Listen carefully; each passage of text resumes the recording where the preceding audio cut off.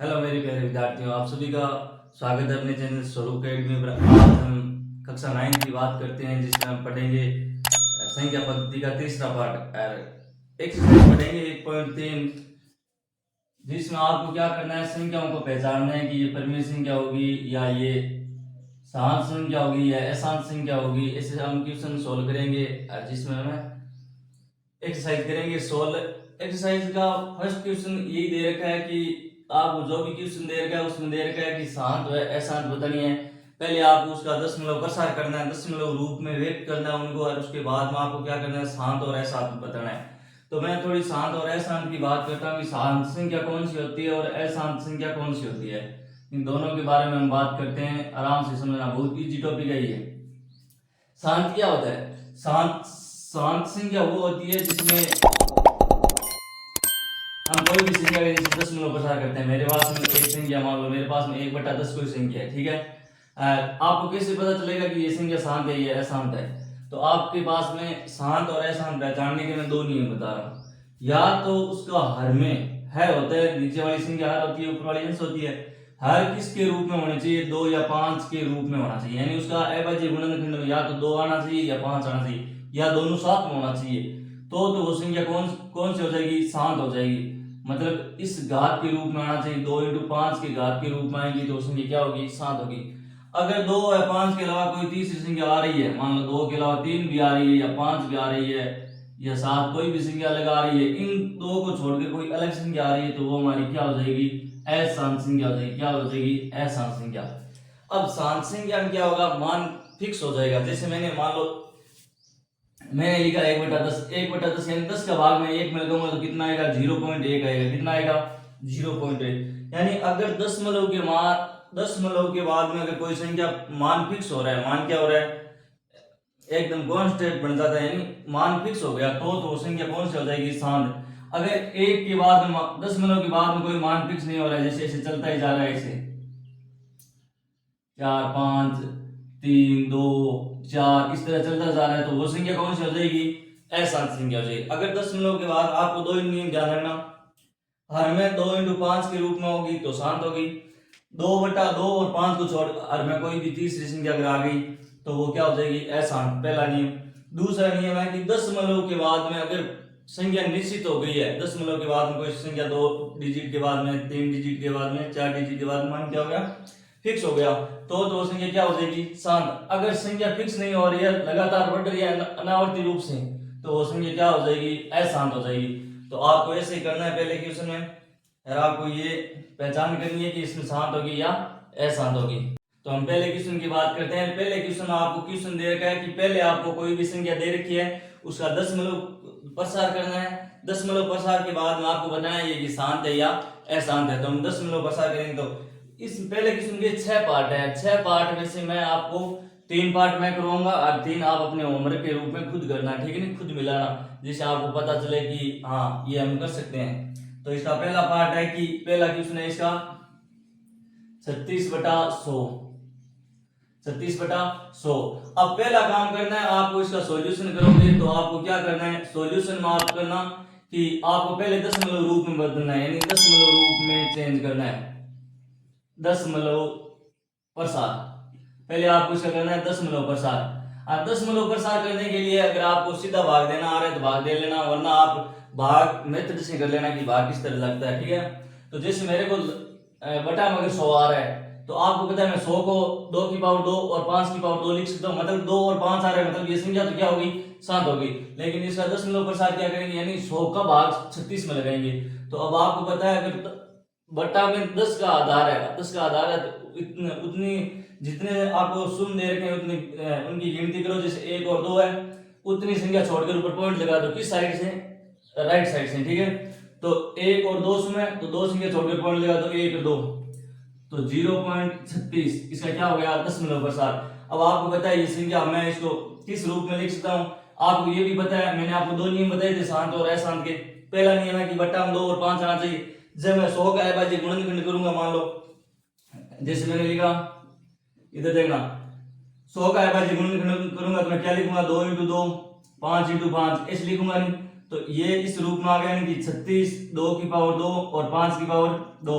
पहला नियम सिद्ध हो गया कि हाँ 2 और 5 दो संख्या आ रही है तो ये शांत होगी। दूसरा नियम मैंने आपको क्या बताया था इसका, दूसरा नियम बताया था कि दशमलव के बाद में संख्या फिक्स हो जाना चाहिए, मान फिक्स होना चाहिए। तो ये देखो मान फिक्स हो गया, नहीं कि 36 मान फिक्स हो गया, तो ये भी किसको डिनोट कर रहा है, शांत संख्या। तो अतः ये दी गई संख्या क्या होगी, शांत संख्या होगी। क्या हो गई ये संख्या, कौन सी हो गई, शांत संख्या। कौन सी हो गई, शांत। तो शांत संख्या हो गई, ये कौन सी संख्या है, शांत संख्या है। अगला ये भी इसका पहला हो गया। अब मैं इसका दूसरा करवा रहा हूं, इधर देखना, दूसरा नहीं तीसरा, तीसरा छठा 3 मैं कराऊंगा, 3 आप करना। तीसरा इसका दे रखा है कि 4 से 1 बटा, ये क्या 4 से 1 बटा 8। अब इसका हम क्या करेंगे, सॉल्यूशन करेंगे। सॉल्यूशन में क्या करना है देखना, एक संख्या आपको किसके रूप में दे रखी है, मिश्र भिन्न के रूप में दे रखी है। तो पहले आप इसको सरल भिन्न बनाओ। तो सरल भिन्न बनाते हैं तो क्या करते हैं, इनको इनसे गुणा करो, 8 और 32 से कितना हो गया 33, 33 बटा कितना हो गया 8। अब आपको इसमें चेक करना है कि ये शांत है या अशांत है। तो मैंने आपको बताया था कि अगर दो चीज बताई थी, या तो बटा में 2 या 5 आना चाहिए, या क्या है कि अगर इसका इसमें भाग लगाया जाए तो भाग फिक्स पूरा पूरा जाना चाहिए। तो पहले इसका हम करते हैं दशमलव प्रसार। क्या करते हैं, दशमलव प्रसार। दशमलव प्रसार करेंगे तो करते हैं 8 का भाग 32 में कितनी बार गया, 4 बार। भाग 1 बचा है, आगे शून्य उतर है, 10 में भाग कितनी बार जाएगा, 1 बार। फिर लास्ट पीछे कितने बचे, 2। फिर भाग कितनी बार जाएगा, 2 बार। फिर भाग कितनी बार जाएगा, 5 बार। तो ये मान फिक्स हो गया। देखो 5 के बाद में शेषफल कितना आ गया, शून्य आ गया। तो आपको ये लग रहा है कि शेषफल जैसे ही शून्य आता है तो संख्या किसको दर्शा रही है, शांत संख्या को। वरना आप अगर इसको अविभाज्य गुणनखंड के रूप में लिखेंगे तो 8 को अविभाज्य गुणनखंड क्या होगा, 2 की पावर 3 होगी। और मैंने बताया था 2 या 5 आ गया तो वो संख्या कौन सी हो जाती है, शांत संख्या। तो अतः दी गई संख्या क्या हो जाएगी, शांत संख्या। क्या होगी, शांत। ये क्या हो जाएगी, ये कैसा प्रसार होगा, दशमलव प्रसार कैसा होगा, शांत होगा। कैसा होगा, शांत होगा। ठीक है। अगला है इसका तीसरा क्वेश्चन, नहीं छठा क्वेश्चन, वैसे तीसरा तो हो गया, छठा।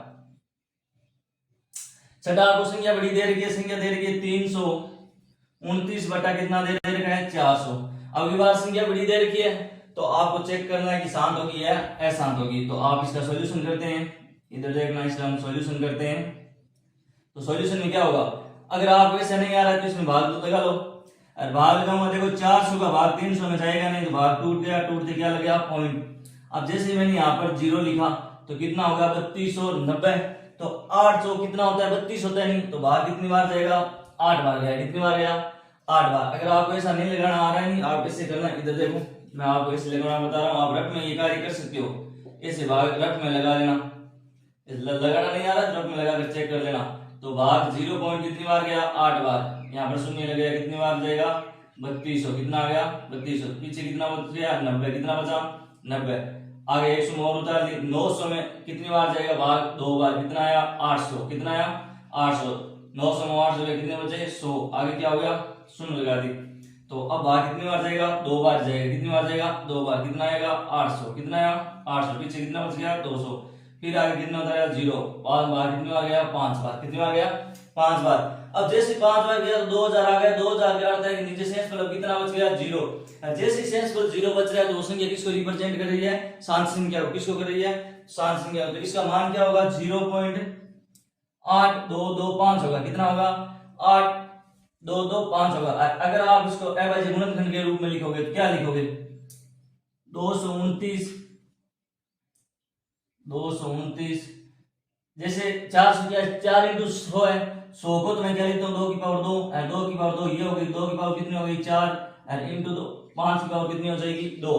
तो ये किस रूप में आ गया, 2 और 5 के रूप में आ गया। नहीं तो ये संख्या किससे हो जाएगी, शांत संख्या। किससे हो जाएगी, शांत। दशमलव प्रसार कैसा होगा इसका, शांत होगा। तो आपको ये 3 क्वेश्चन मैंने करवाए हैं इसके, और आप इसके 3 पार्ट खुद करना, ठीक है। अगला क्वेश्चन देखो, दूसरा क्वेश्चन बहुत जबरदस्त क्वेश्चन है। आपको दे रखा कुछ करना ही नहीं, सीधा आपको गुणा करना है। क्या करना है, गुणा करना है। क्वेश्चन वाला बोल रहा है कि यदि 1/7 का मान आपको दे रखा है, 1/7 का मान आपको कितना दे रखा है, आपको दे रखा है 0.142857 पर क्या लगा है, बाहर लगा है, ठीक है।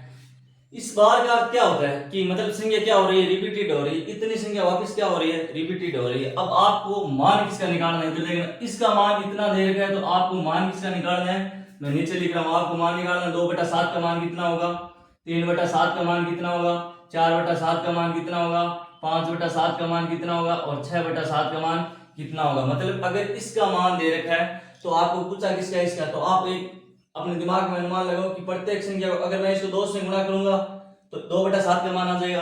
अगर मैं 1/7 को 3 से गुणा करूंगा तो 3/7 का मान आ जाएगा।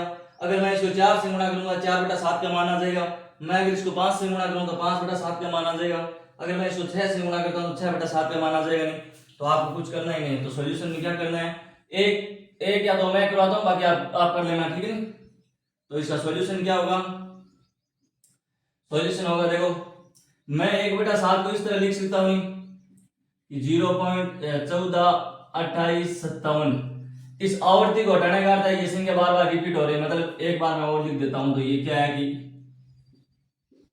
ये संख्या हट गई, ये आवृत्ति हट गई। अब मेरे को मान किसका निकालना है, 2/7 का। तो मैं इसको किससे गुणा करा देता हूं, 2 से। इधर मैं 2 से गुणा कराऊंगा, इधर भी मेरे को किससे गुणा कराना होगा, 2 से। किससे करवाना होगा, 2 से। तो 2 से गुणा कराऊंगा तो इसको 2 से गुणा करें कितना आ गया, 2/7 बराबर, देखो इधर से गुणा कराऊं, 2 को मैंने 7 से गुणा कराया कितना आ गया, 14। आंसर लगी 1, 10 × 1 11, 16 × 1 17, 2 ने 2 गुणा कराया 4 × 1 5, 8 गता जी 8 आ गया, 8 गता आ गया 2, 8 गता आ गया 14, आंसर लगी 1, 8 गता जी 11, आंसर लगी 1 17, 8 1 5, 8 1 9 9 और 8 गता जी 2।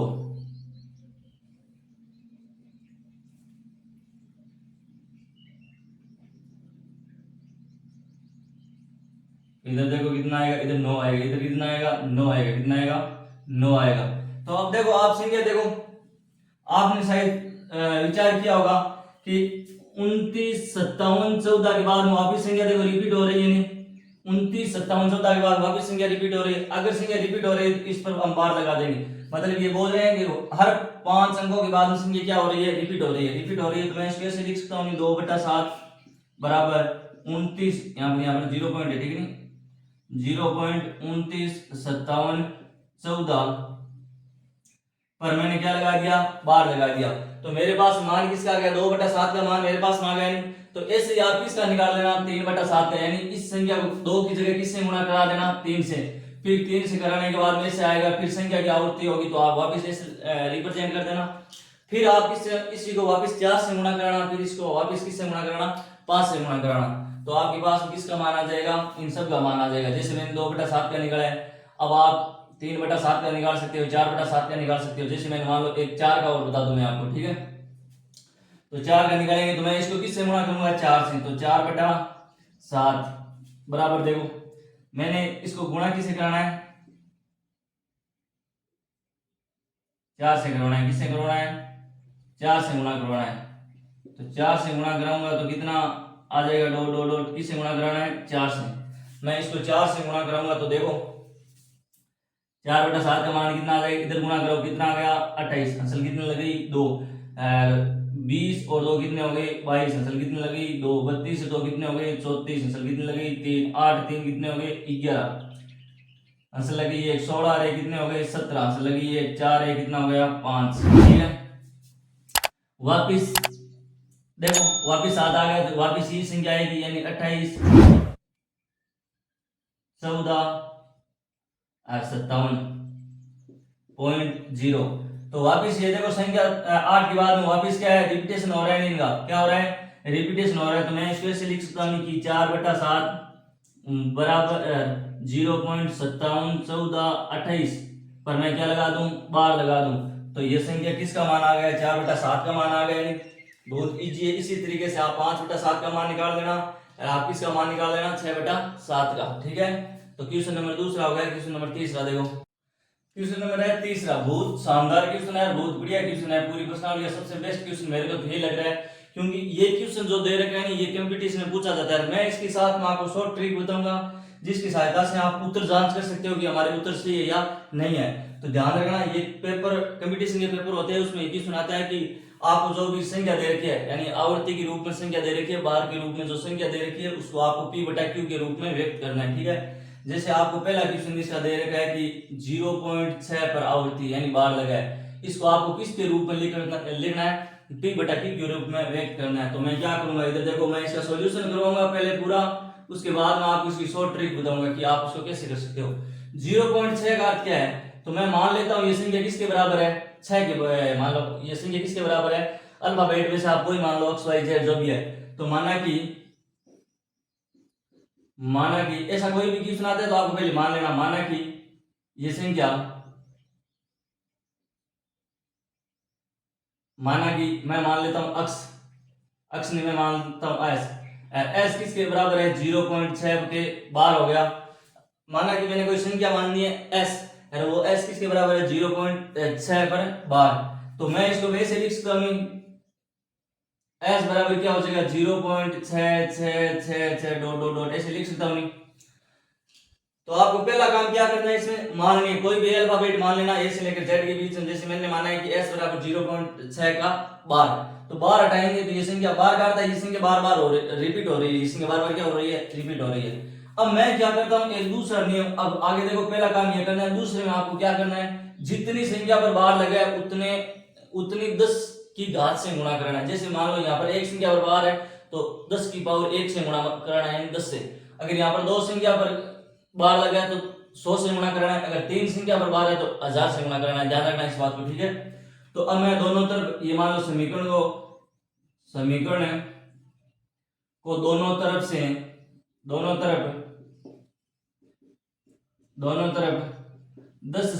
कराने पर 10 से गुणा कराने पर क्या होगा, मैंने इधर भी 10 से गुणा करा दिया तो 10s बराबर क्या हो जाएगा, इधर मैं जैसे 10 से गुणा करूंगा तो ये पॉइंट यहां से हटकर कहां चला जाएगा, इधर आ जाएगा। तो इसका मान कितना हो जाएगा, जैसे पहले मैं लिखता हूं कि 0.666 डॉट डॉट डॉट किससे गुणा कराना है, 10 से। किससे कराना है, 10 से। तो क्या हो जाएगा, 10s बराबर कितना हो जाएगा, इसका मान हो जाएगा 6.666 डॉट डॉट डॉट ऐसे हो जाएगा। ठीक है, यानी ये पॉइंट एक संख्या आगे आ जाएगा। अब क्या करना है कि मैं इसको ऐसे लिख सकता हूँ कि 6 पॉइंट है ये संख्या, इसको मैं ऐसे लिख सकता हूँ प्लस 0.6666 ऐसे लिख सकता हूँ। क्यों, क्योंकि इसका मान हमारे पास ऊपर दे रखा है, कितना है, एस है, कितना है, एस है। तो मेरे पास में क्या आ जाएगा, 10s बराबर कितना हो जाएगा कि 6 प्लस एस हो जाएगा। इसका मान कितना है हमारे पास में, ऊपर देखो, इसका मान ऊपर हमारे पास में दे रखा है, कितना है, एस दे रखा है। तो s इधर प्लस का इधर आएगा तो माइनस का, तो 10s में से कितना घट गया, 1s घट गया, तो बराबर कितना बच गया, 6। कितना बच गया, 6। अब 10 में से 1 गया तो कितना बच गया, 9s का मान कितना है, 6। s का मान निकालना है तो कितना आ जाएगा, 6/9, काटेंगे तो कितना आएगा, 2/3। तो s बराबर कितना आ गया, 2/3।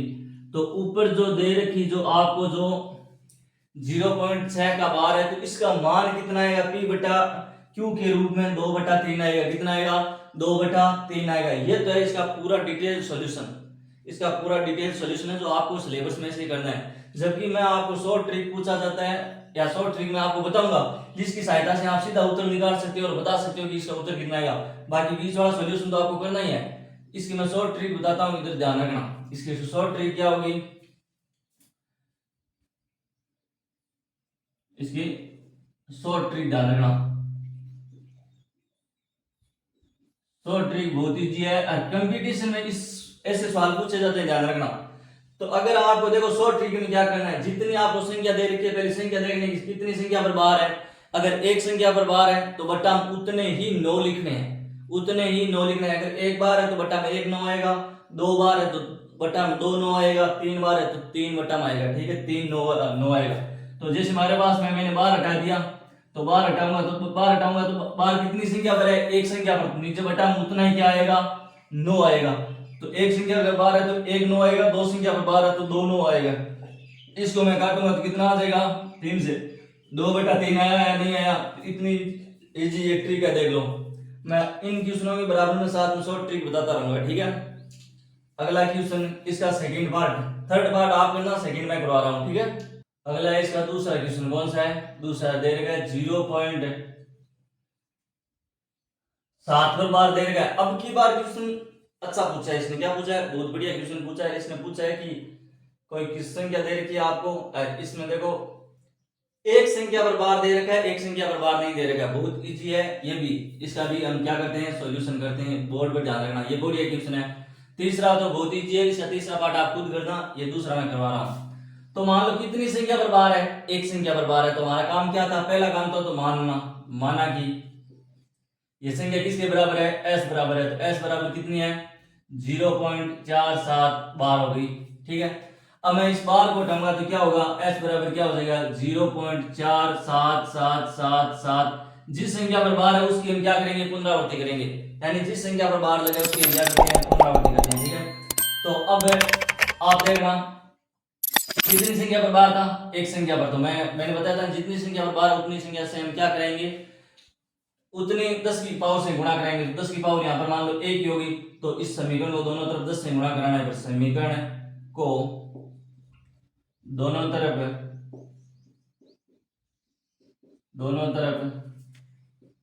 10 से गुणा कराने पर, गुणा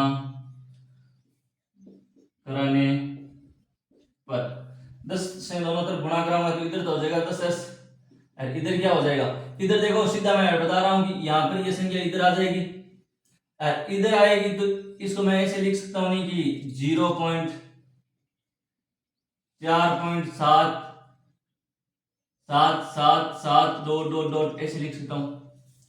अब मेरे को क्या करना है, इधर देखो, मेरे को ये रूप बनाना है, इधर देखना, ये रूप बनाऊंगा तो मेरे को यहाँ पर 4 और चाहिए। कहने का मतलब है इनमें से मेरे को 4 घटाना पड़ेगा, क्या करना पड़ेगा, घटाना पड़ेगा। तो घटाएंगे तो क्या होगा, तो 10s, इसको ऐसे नहीं लिखना, आप ऐसे लिखना इसको कि इसको मैं अगर तोड़ के लिखूं तो क्या लिखूंगा, 4.3 प्लस 4.3 प्लस आगे क्या हो जाएगा 0.77777 ऐसे लिख सकता हूं मैं। ऐसे लिखूंगा तो क्या हो जाएगा 4.3, यानी मैंने ये जो पहले वाली संख्या 47 में से मैंने कितना घटा दिया, 4 घटा दिया, तो मेरे पास कितना बचेगा, 4.3 ही बचेगा, यानी 4.3 बचेगा। तो क्या होगा, आप देखो इसको मैं क्या लिख सकता हूं, इसको मैं लिख सकता हूं, देखो s लिख सकता हूं, तो मैंने ये s लिख दिया, s इधर आ जाएगा, 10s में से s घट जाएगा, बराबर कितना हो गया, 4.3 हो गया। इधर कितना बच गया, 9s, 9s बराबर कितना हो गया, 4.3, s का मान कितना आ जाएगा, 4.3/9। अगर मैं ये पॉइंट हटाऊंगा तो बटा में कितना आ जाएगा, 10 आ जाएगा। तो हमारा s का मान कितना आ गया, 43/90, 43 बटा कितना आ गया, 90 आ गया। ये तो हो गई इसकी लॉन्ग मेथड। अब इसकी ट्रिक क्या होगी, इसकी ट्रिक क्या होगी, कितनी संख्या पर बार है, एक संख्या पर बार है, तो आप क्या लिखोगे, 47 बटा कितना 9 आएगा, जितनी संख्या पर बार है उतना ही 9 आएगा, हो गया। दूसरी बात आपको क्या करना है, दूसरी बात क्या करना है, अगर जिस संख्या जो संख्या साथ में दे रखी है उस पर बार नहीं है उतने जीरो लगाना है, बटा उतने क्या लगाना है, जीरो। मान लो कितनी संख्या है, एक संख्या पर बार नहीं है तो एक जीरो आ गया, क्या आ गया, एक जीरो। अब 47 है तो आपको देखो जो संख्या नहीं बार जिस पर नहीं दे रखा है उसको ऊपर ऊपर में से घटा दो, तो मैंने घटा दिया, तो कितना बच गया, 43/90, 43/90। ये देखो आपको शॉर्ट ट्रिक भी साथ में ध्यान रखना, जितने पर बार है उतने 9 आएंगे, जितने पर बार नहीं उतने शून्य आएंगे नीचे। जो संख्या पर बार नहीं लगा उसको मेन संख्या में से क्या कर देना, घटा देना, हमारा वही क्या है, उत्तर है, ठीक है। अगला क्वेश्चन है चौथा क्वेश्चन, क्वेश्चन कौन सा है, चौथा क्वेश्चन। चौथे क्वेश्चन में आपको एक संख्या दे रखी है कि 0.99999 ऐसे करते कोई संख्या है, इसको आपको किस रूप में लिखना है, p/q के रूप में व्यक्त करना है। तो ये पिछले जैसा क्वेश्चन है, बहुत इजी क्वेश्चन है, तो इसको मैं इसका सॉल्यूशन कैसे करूंगा, इधर देखना, ये सेम ही पिछला क्वेश्चन है। तो इसको मैं क्या करता हूं कि ये 9 के भाई बार है, 9 का क्या चल रहा है, बार चल रहा है, तो ये 0.9 पर बार हो जाएगा, बार को खोल कर दे रखा है, तो मैं क्या करता हूँ इसको मान लेते हैं, माना कि s का मान कितना दे रखा है, s बराबर दे रखा है 0.9999 दे रखा है, ये हो गया। अब आपको इसको क्या करना है, दूसरा इसका काम क्या था, इसको 10 से गुणा कराना है, तो दोनों तरफ समीकरण को दोनों तरफ 10 से गुणा करने पर, दोनों तरफ किससे गुणा करने पर 10 से गुणा करेंगे तो यहाँ पर कितना आ जाएगा 10s आ गया। इधर कितना आ जाएगा 9 यानी प्लस 0.99999 ऐसे आ जाएगा। अब आगे देखो कि 10s 9 प्लस, इसको मैं s लिख सकता हूं तो इधर मैंने s लिख दिया, इधर s इधर आ जाएगा तो 10s में से एक s चला गया बराबर कितना हो जाएगा 9s बराबर कितना हो जाएगा 9। s का मान कितना आ जाएगा 9/9, तो s का मान कितना आ गया रहा है 1 आ गया। कितना आ गया 1। तो इसका मान निकालना था, ऐसे करना था आपको, ठीक है। बहुत इजी क्वेश्चन है, ठीक है। अगला है पांचवा क्वेश्चन। अगला क्वेश्चन है पांचवा क्वेश्चन है। पांचवा क्वेश्चन बहुत जबरदस्त दे रखा है कि आपको एक संख्या दे रखी है और उस संख्या के माध्यम से आपको बताना है कि कितने अंकों के बाद में उनकी पुनरावृत्ति होगी, अधिकतम कितने अंक हो गए उनके बाद में उनकी क्या होगी पुनरावृत्ति होगी। बहुत इजी क्वेश्चन है। आपको एक संख्या दे रखी है 1/17, कितनी दे रखी है 1/17। अब आपको बताना है कि 17 का 1 में भाग लगाया जाए तो कितने अंकों के बाद में वापस वही अंक आएगा। पुनरावृत्ति का अर्थ होता है कि वही अंक आएगा, ठीक है। तो आपको अपनी जो छोटी क्लासों में आपने जो भाग विधि पढ़ी थी उस भाग विधि की सहायता से आप ये क्वेश्चन कर सकते हो और बहुत इजी तरीके से आप इजी वे से इस क्वेश्चन को कर सकते हो, क्योंकि भाग विधि सबको आती है, भाग करना सबको आता है। तो हम क्या करेंगे सॉल्यूशन में, कहने का मतलब है कि 1 के अंदर किसका भाग लगाना है 17 का। किसका भाग लगाना है 17 का। अब आपको पता है 17 का भाग 1 में जाएगा नहीं, तो भाग टूट गया, टूटते क्या लगेगा 0। यहाँ पर मैंने 1 0 लगाया तो 10 में भी 17 का भाग नहीं जा रहा है, फिर मैंने 1 0 और लगाया तो यहाँ पर 1 0 लग गया। अब देखो 17 का भाग कितनी बार जाएगा 17×85 कितनी बार गया रहा है 5 बार। कितनी बार गया 5 बार। 100 गया कितना बच गया 15, आगे लगा दियो 0। अब भाग कितने जाए 17×136, 17 कितना बार है 100 और 36, लार कितना बच गया है 14। आगे में फिर 0 उतारे, भाग कितनी बार गया फिर 8 बार, कहता है 100 और 36। फिर भाग 140 में 136 गया, कितना बचा 4। अब भाग वापिस मैंने 0 लगाया, भाग कितनी बार गया रहा 2 बार। यहाँ पर कितने आ गए रहे 17 का 70, 70 दोनों 34, लार कितना बच गया रहा 6। फिर 60 में भाग कितनी बार गया रहा 3 बार। कितनी बार गए 3 बार। 70 51, 60 में 51 गया, कितना बच गया 9 बच गया। इस तरह आपको लगातार भाग देते रहना है। लास्ट में ये बताना है कि 0 5 वापिस कब आए, यानी कितने अंकों के बाद में 5 आएगा, पुनरावृत्ति होगी, ठीक है। तो अब आगे देखो 60 में से 51 गए 9 बचे, फिर मैंने आगे 0 लगा दिया, भाग कितनी बार गया 5 बार। 70×5 भाग कितनी बार गया 5 बार। तो यहाँ पर वापिस कितने बच गए 5, आगे मैंने क्या उतारा 0। और वापिस भाग कितनी बार गया है 2 बार। 70 दूनी 34, लार कितना बच गया रहा 16, कितना बचा 16। 50 में 34 गया, कितना बचा 16, आगे फिर 0। अब कितनी बार जाएगा भाग है 9 बार गया। कितनी बार गया 9 बार। कितना आया 100 और 53, लार कितना बच गया है 7, कितना बचा 7। आगे मैंने उधर 0, भाग कितनी बार गया 70 चौक है 68। अब कितनी बार जाए भाग है, लार कितना बच गया 2। आगे मैंने 0 उधर, भाग कितनी बार गया है 1 बार, कितना आया है 17, कितना आया 17। अब मैं यहाँ से वापिस यहाँ पर कर रहा हूँ, 20 में से 17 गया, कितना बच गया है 3। आगे मैं क्या उतरियो 0। अब भाग कितनी बार जाइए वापिस है 1 बार, कितना आया है 17, लार कितना बच गया है 13। आगे भाग कितनी बार, आगे 0, भाग कितनी बार जाइए 7 बार। 70 7 100 और 19, भाग लार कितना बच गया 11। आगे फिर 0, फिर भाग कितनी बार जाएगा 6 बार। तो 70 6 100 और 2, फिर भाग कितनी बार जाएगा 110 में से 102 गया, कितने बचा 8। फिर भाग कितनी बार जाएगा 70 चौक 68, कितनी बार गया 70 चौक 68, लार कितना बच गया रहा 12। आगे भाग कितनी बार जाइए 7 बार। कितनी बार गियो 7 बार, कितना आया 100 और 19, लार कितना बच गया 1। आगे उतरियो 0। तो भाग कितनी बार जाइए, भाग जाइए देखो 10 में भाग कितनी बार जाएगा, जाएगा नहीं तो भाग टूटेगा। भाग क्या हो गया टूट गया, टूटते ही क्या लग गया 0। फिर मैंने 100 उतारा तो ये कंडीशन वापस आ गई। अब देखो ये कंडीशन वापस आ गई 100। तो फिर भाग कितनी बार जाएगा 5 बार। कितनी बार जाएगा 5 बार। कितना आ गया है 85। अब कितने बचे वापस 0 या 150। अब देखो वापस ये संख्या आने लगी, यानी संख्या आवर्ती आवर्ती आने लगी नहीं, बार बार संख्या वापस आने लगी है। तो मान लो कितनी संख्या के बाद में रिपीटेशन हो रहा है, आपको ये संख्या गिनकर बतानी है कि यहाँ तक कितनी संख्या थी जिसके बाद में संख्या को क्या होता है, रिपीटेशन हो रहा है। तो गिनो आप, 1 2 3 4 5 6 7 8 9 10 11 12 13 14 15 16 17वीं संख्या क्या हो रहा है, रिपीटेशन हो रहा है। 17वीं संख्या में वापस क्या हो रहा है, रिपीटेशन हो रहा है। तो 16 संख्या पहले हो गई, एक संख्या क्या होगी जिसके बाद में रिपीटेशन होगा। तो इसमें कितनी संख्या, अधिकतम कितनी संख्या के बाद में रिपीटेशन होगा, 17 संख्या के बाद में। तो ऐसे आपको ये क्वेश्चन करना है, नीचे लिख देना कि कहता है अतः 17 संख्या के बाद में संख्या का क्या होता है, रिपीटेशन हो रहा है। 17 संख्या के बाद में क्या हो रहा है, संख्या का क्या हो रहा है, रिपीटेशन हो रहा है। तो आपको ये किस विधि से करना था, भाग विधि देकर करना था कि कौन सी संख्या के बाद में रिपीटेशन होगा। अधिकतम अंक कितने होंगे, 17 होंगे। कितने होंगे, 17 होंगे। ठीक है, अब करते हैं छठा क्वेश्चन है, 7वां क्वेश्चन। वो आपको उदाहरण करना है, उसमें कुछ करना ही नहीं है, आपको उसमें क्या देना है, उदाहरण देकर बताना है। ठीक है, अगला क्वेश्चन 8वां क्वेश्चन है, बहुत बढ़िया क्वेश्चन है। ये क्वेश्चन 10th क्लास में आपको पहले ही एक्सरसाइज में पूछा जाता है, वही ऑप्शन के रूप में कि आपके सामने 4 संख्या दी होगी, उसमें बताना है कि परिमेय संख्या कौन सी है और अपरिमेय संख्या कौन सी है। जैसे इसमें भी आपके सामने बहुत संख्या दे रखी है, जिसमें संख्या लिख रहा हूँ और फिर आपको बताना है इसमें परिमेय संख्या कौन सी है, अपरिमेय संख्या कौन सी है। जैसे मान लो पहली है √23, दूसरी है 225, तीसरी संख्या है मान लो 0.3796, चौथी संख्या है 7.47